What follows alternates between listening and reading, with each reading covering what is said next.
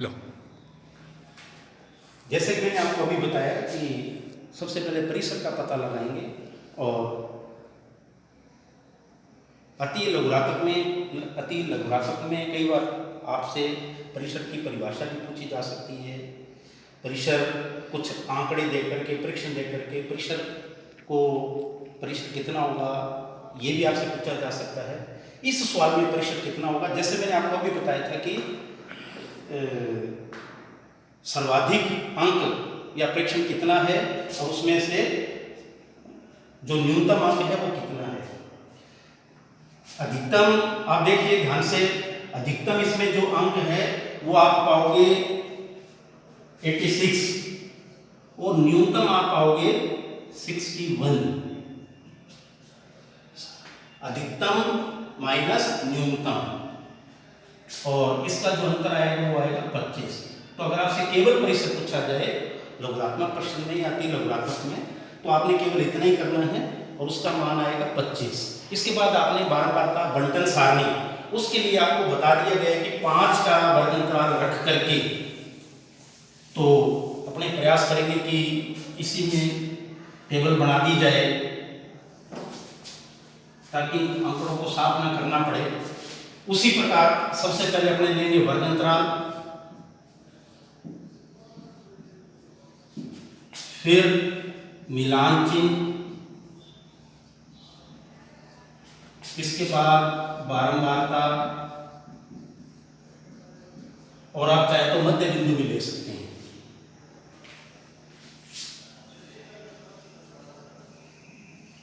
ये कुछ जरूरी नहीं कि मध्य बिंदु लिया जाए, पर चाहे तो आप वो भी ले सकते हैं। इसके लिए भी मैं आपको बताऊंगा कैसे लिया जाएगा ये। तो सबसे पहले वर्ग अंतराल, अभी न्यूनतम संख्या आपने देखा कि 61 थी, 61 थी, और अधिकतम थी 86। तो 5-5 का वर्ग अंतराल लेने के लिए अपने क्या करेंगे, 60 से वर्ग अंतराल शुरू करेंगे, 60 से 64, आप चाहे तो 60 से 65 भी ले सकते हैं। अभी मैं दो तरह से इस टेबल को बनाया जा सकता है। पहले एक प्रकार से देख लो, 65 से 69।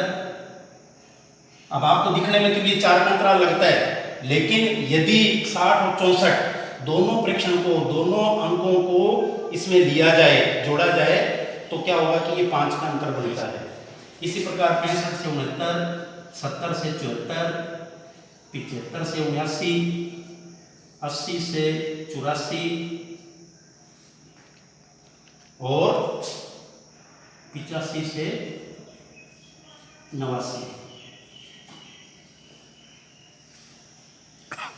मिलान चिन्ह में आपने ध्यान रखना है, अभी मैंने आपको बताया कि दो प्रकार से इस टेबल को बनाया जा सकता है।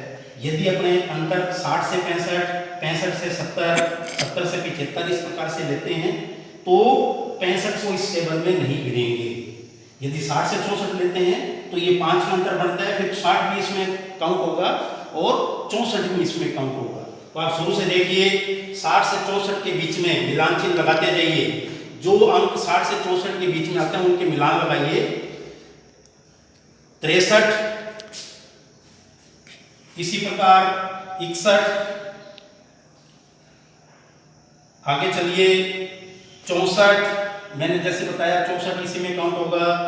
64 के बाद आप आगे चलिए, 65 इसमें नहीं होगा, और एक आएगा 63। ये जो मिलान चिन्ह है वो 60 से 64 के लिए है। इसी प्रकार 65 से 69, 65 बीच में आएगा और 69 बीच में आएगा। तो देखिए आप शुरू से 65 से 69 के बीच में कौन कौन सी कितनी संख्याएं हैं। 67, एक मिलान चिन्ह, 67 के बाद 69 इसमें काउंट करना है। 69 के बाद ये अपने काउंट करेंगे 67।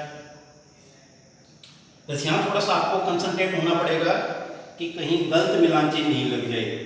फिर आगे चलिए, फिर 65, 65 के बाद फिर 67 और 67, फिर 66। इसी प्रकार आगे बढ़ेंगे, 70 से 74, 71, 72,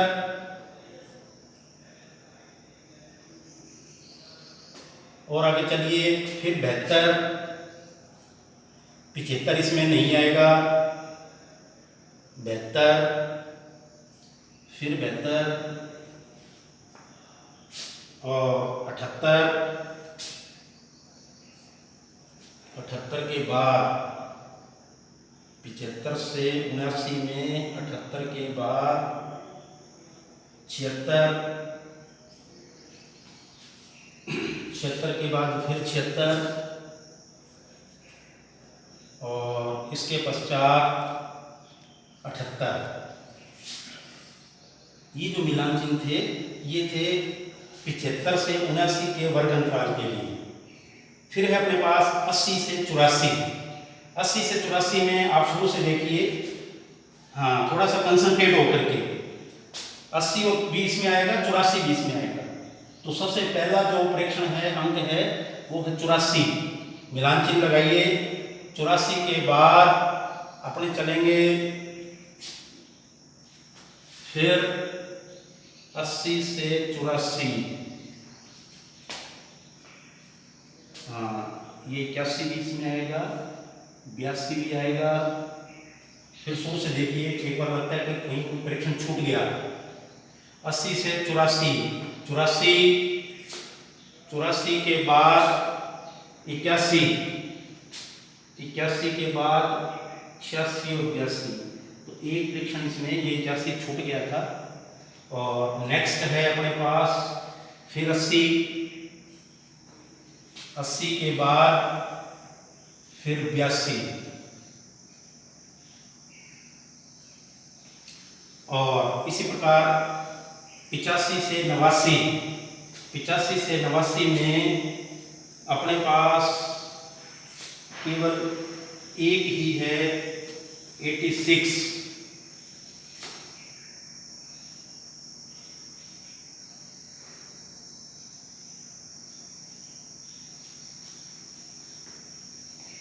चार और 6 10, 5 15, 4 19 छूट गए। अभी कुछ परीक्षण छूट गए।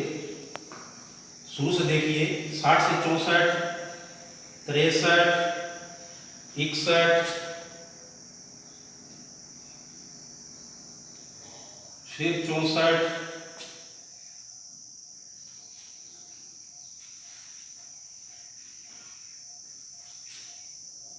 फिर 63। ये 4 सही हैं। 65 से 69 में 65 से 69, 65 को 69 दोनों आएंगे। हाँ 69। एक बार मिलान चिन्ह फिर से लगा लेते हैं, शायद ऐसा लग रहा है कि कुछ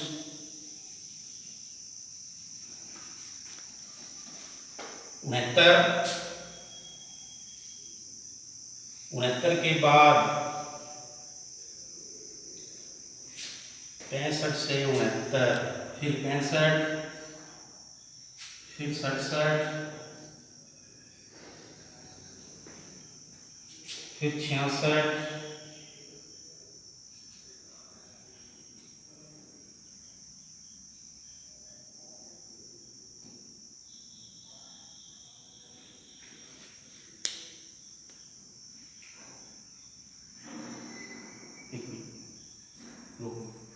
चलो। अभी आपने देखा कि 60 से 64 वर्ग अंतराल को लेते हुए इसके जो मिलान चिन्ह मिले वो अपने को, इसकी जो बारंबारता होगी वो कितनी बड़ी, 4। इसी प्रकार इसकी जो बारंबारता है 65 से 69 की 6, 70 से 74 की 4, 5 और 2 7, और 75 से 79 की जो बारंबारता है वो है 5 और 1 6, और 80 से 84 की जो बारंबारता है वो भी 6, और अंत में 85 से 89 इसकी जो बारंबारता है 1। जैसे मैंने आपको पहले भी बताया था कि जांच कर लेनी चाहिए, कई बार परीक्षण कोई छूट जाता है बीच में। उसका बिल्कुल सरल तरीका है कि आप बारंबारताओं का योग देख लो, 6 और 4 10, 7 17 और 6 23 और 6 29 और 1 30। इससे आप परीक्षा हॉल में संतुष्ट हो सकते हैं कि मैंने जो बारंबारता बंटन सारणी बनाई है वो सही है। और अंत में जैसे मैंने मध्य बिंदु के लिए वर्ग अंतराल का मध्य बिंदु इसमें जैसे सिंपल है 60 से 64 दोनों का योग करके 2 का भाग दे दो, तो आपके पास 60 और 64 124/2 ये आ जाएगा 62। इसी प्रकार 65 से 69 के बीच में वैसे भी स्पष्ट नजर आ रहा है, नहीं तो योग करके 2 का भाग दे दो तो अब आपके पास आ जाएगा 67।